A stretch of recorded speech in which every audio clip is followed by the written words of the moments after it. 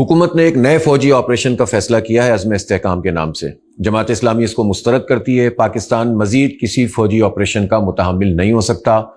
2001 میں جب یہ حالیہ آپریشن شروع ہوئے تھے تو اس وقت کیا حالات تھے؟ اس وقت کے حالات یہ تھے کہ ہمارا پورا جو بارڈر تھا، جو قبائل سے لگتا تھا، افغانستان سے لگتا تھا، KPK سے لگتا تھا، یہ سارا کا سارا محفوظ تھا۔ یہ ہمیں فوج رکھنے کی کبھی ضرورت نہیں پڑی تھی، بلکہ قبائل تو وہ لوگ تھے جنہوں نے ہمیں آدھا کشمیر آزاد کر کے دیا تھا۔ یہ کشمیر بھی قبائل کی جنگ کے نتیجے میں ہم نے حاصل کیا تھا، جہاد کے نتیجے میں حاصل کیا تھا، اور سری نگر کے دروازے تک پہنچ گئے تھے لوگ۔ وہ تو بدقسمتی سے انہیں واپس بلا لیا گیا۔ تو یہ قبائل تو ہماری بہت بڑی فورس تھی، لیکن امریکہ کے کہنے پر جب ہم اس جنگ میں شریک ہوئے اور مشرف نے سب سے پہلے پاکستان کا نعرہ لگا کر لوگوں کو بیوقوف بنانے کی کوشش کی، اس جنگ کے نتیجے میں آج پاکستان کے یہ حالات ہیں کہ دہشت گردی روکے نہیں رکتی ہے۔ جب مکمل طور پر حالات محفوظ تھے تو اس وقت اس جنگ کے نتیجے میں پورا افغانستان ڈسٹرب ہوا، تہس نہس کر کے رکھ دیا امریکہ اور الائڈ فورسز نے۔ اس کے نتیجے میں یہ ہوا کہ بھارتی را کے اڈے بن گئے۔ وہ جو افغانستان میں ان کے سفارت خانے تھے، وہ سفارت خانے نہیں تھے، وہ ان کے را کے اڈے بن گئے۔ بلیک واٹر گھس گئی، CIA آ گئی، اور دنیا بھر کی ایجنسیوں نے پاکستان کو اپنی آماجگاہ بنا لیا۔ یہاں پراکسی ہونے لگی، اور 1 لاکھ کے قریب لوگ اس میں جاں بحق ہوئے۔ ہزاروں فوجی اس میں، افسران بھی اور اہلکار بھی اس میں شامل تھے، FC کے لوگ، اور اسی طرح پولیس کے لوگ اس دہشت گردی کا نشانہ بنے، عام لوگ نشانہ بنے، اور بار بار فوجی آپریشن کیے گئے، لیکن بار بار کے یہ آپریشنز پاکستان کو کوئی فائدہ نہیں پہنچا سکے۔ ایک تخمینے کے مطابق 150 سے 200 بلین ڈالر کا پاکستانی معیشت کو نقصان ہوا، اور پاکستان کے ہاتھ میں کچھ بھی نہیں آیا۔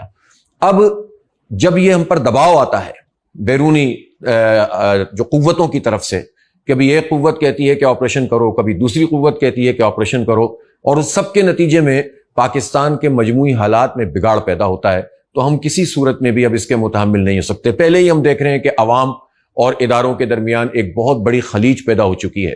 ظاہر ہے جب لوگ اپنی آئینی حدود کو پامال کرتے ہیں، جب لوگ اپنی ذمہ داریوں کے بجائے دیگر ذمہ داریاں اختیار کرنا شروع کر دیتے ہیں، آئین کو کراس کرنے کی کوشش کرتے ہیں، تو اس کے نتیجے میں حالات وقتی طور پر تو کوئی کنٹرول کر سکتا ہے طاقت کے ذریعے سے، لیکن انسانوں کے ذہنوں کو، دل و دماغ کو کنٹرول نہیں کیا جا سکتا۔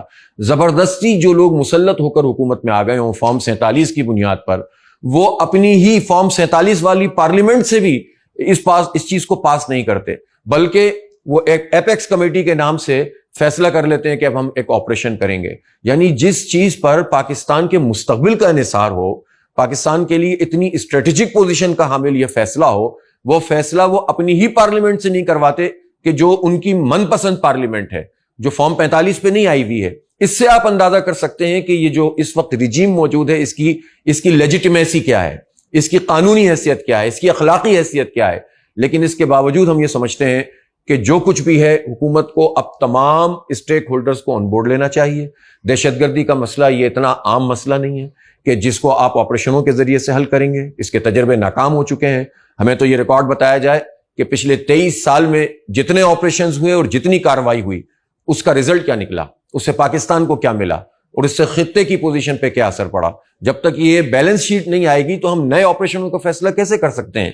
اس لیے فوج کے لیے بھی یہ بہتر ہے، عوام کے لیے بھی بہتر ہے، پاکستان کے لیے بھی بہتر ہے، جمہوریت کے لیے بھی بہتر ہے کہ اس نوعیت کا کوئی فیصلہ، کوئی ایڈونچر نہ کیا جائے جس سے پاکستان ایک نئے بحران کا شکار ہو جائے۔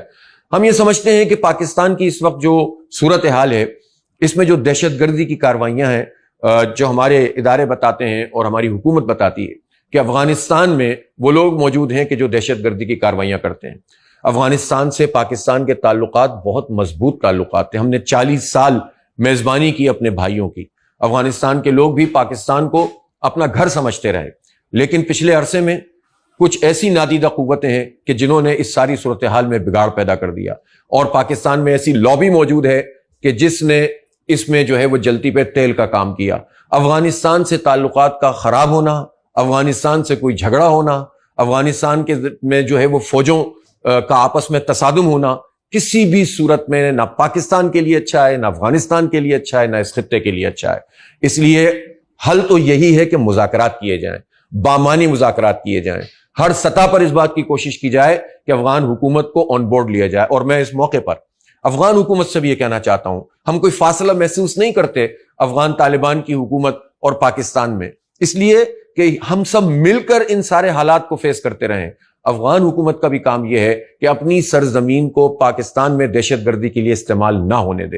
ایسی ساری قوتیں جو انریسٹ پیدا کر رہی ہیں, جس کا مجموعی فائدہ مغربی قوتوں کو ہوگا, جس کا مجموعی فائدہ ان لوگوں کو ہوگا جو مسلمانوں کے خلاف ہیں, جو اس خطے میں امن کے خلاف ہیں, جو اپنے مذموم مقاصد کے لیے اس خطے میں ڈسٹربنس پیدا کرنا چاہتے ہیں. تو افغان حکومت اگر دور اندیشی سے کام لے گی اور ایسی قوتوں کو روکے گی اور قوت کے ساتھ روکے گی تو امن جو ہے وہ پائیدار بھی ہوگا, اور یہ محبت کا جو تعلق ہے یہ مضبوط اور مزید استوار بھی ہوگا. اس لیے بامعنی مذاکرات کیے جائیں. ہم یہ سمجھتے ہیں کہ اس وقت جو خطے کی پوزیشن ہے, ایک طرف حکومت بھارت سے پینگے بڑھا رہی ہے, وہ بھارت جو نہ صرف کشمیر میں مسلمانوں کو قتل کر رہا ہے, جس نے ان کی جو ایک حیثیت تھی, جو آئینی اور قانونی طور پر ایک انڈیپینڈنٹ حیثیت مقبوضہ کشمیر کے لوگوں کو حاصل تھی, مودی نے اپنے عزائم کا اظہار کرتے ہوئے 370 اور جو 35A ہے اس کے ذریعے سے اس کو اپنی ٹیریٹری بنایا ہے. وہاں تقریباً 10 لاکھ سے زائد ملٹری اور پیرا ملٹری فورسز موجود ہیں. وہاں وہ ہماری زندگی کو انہوں نے تنگ کیا ہوا ہے. 1 لاکھ سے زائد مسلمان شہید ہو چکے ہیں. اس میں تو حکومت کہتی ہے کہ ہم بھارت سے تجارت کریں اور بھارت سے مذاکرات کریں, جبکہ اب تازہ ترین صورتحال سے بات پتہ چلی کہ بھارت صرف کشمیر میں ہی مسلمانوں کو قتل نہیں کر رہا, بلکہ اسرائیل جو کچھ کارروائیاں غزہ میں مسلمانوں کے خلاف کر رہا ہے اس میں بھارت کا اسلحہ موجود ہے. چیزیں بالکل عیاں ہو کر سامنے آ گئیں, لیکن یہ مرے جا رہے ہیں کہ بھارت سے پینگے بڑھائیں, اور افغانستان ہو یا ایران ہو اس کے معاملات میں وہ پیش رفت نہیں ہو رہی. کیا پاک ایران پائپ لائن نہیں بننی چاہیے؟ کیا اس کے نتیجے میں پاکستان کے بہت سارے مسائل حل نہیں ہو جائیں گے؟ لیکن اس میں پیش رفت نہیں ہوگی. دوستوں کو دشمن بنانے اور دشمنوں سے پینگے بڑھانے کا یہ عمل اب ختم ہونا چاہیے. اس لیے جماعت اسلامی کی بہت واضح پوزیشن ہے, فوجی آپریشن مسئلے کا حل نہیں ہے, ٹارگیٹڈ ایکشن کیجئے. ہم دہشت گردی کی کسی بھی کارروائی کی مذمت کرتے ہیں, دہشت گردوں کے لیے کوئی سپیس نہیں ہونی چاہیے, لیکن جہاں ہمیں ٹارگیٹڈ ایکشنز کی ضرورت ہے وہاں ایپیکس کمیٹی کا جو نیشنل ایکشن پلان تھا, جس میں یہ طے ہوا تھا کہ کائنیٹک اور نان کائنیٹک دونوں ایکشن کیے جائیں گے, لیکن انفارچونیٹلی بدقسمتی سے وہ قبائلی عوام کو جو فیسلٹیز پہنچانی تھیں, کے پی میں جو چیزیں بہتر بنانی تھیں, بلوچستان کے عوام کو جس طرح اعتماد میں لینا تھا, کراچی میں جس طرح امپاور کرنا تھا لوگوں کو, پورے پاکستان کے لوگوں کے اندر ایک یگانگت پیدا کرنی تھی, نوجوانوں کی امپاورمنٹ کے لیے, ان کے روزگار کے لیے, ان کی تعلیم کے لیے جو اقدامات کرنے تھے, کوئی قدم پراپر طریقے سے نہیں اٹھایا گیا. تو دہشت گردی کی بہت ساری وجوہات ہوتی ہیں, جب تک ان اسباب پر آپ نظر نہیں رکھیں گے اور ان اسباب کو ختم کرنے کی کوشش نہیں کریں گے, دہشت گردی پنپتی رہے گی اور بیرونی قوتیں ان حالات سے فائدہ اٹھا کر ہمارے ہی نوجوانوں کو استعمال کرتی رہیں گی.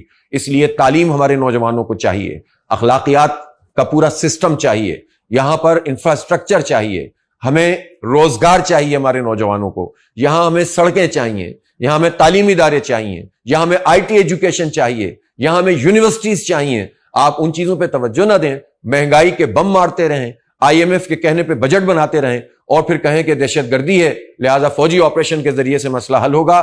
یہ مسئلہ اس طرح کبھی بھی حل نہیں ہوگا. آئیں ہم اس بات کا عزم کریں کہ ہم مل کر پاکستان کو مضبوط کریں گے, لیکن ان طریقوں سے کریں گے کہ جو جینون اور صحیح طریقے ہیں, ان طریقوں سے کہ جس کے نتیجے میں افراتفری پھیلے اور بیرونی قوتیں فائدہ اٹھائیں, وہ کبھی بھی ہمارے حق میں نہیں ہو سکتی. بہت شکریہ.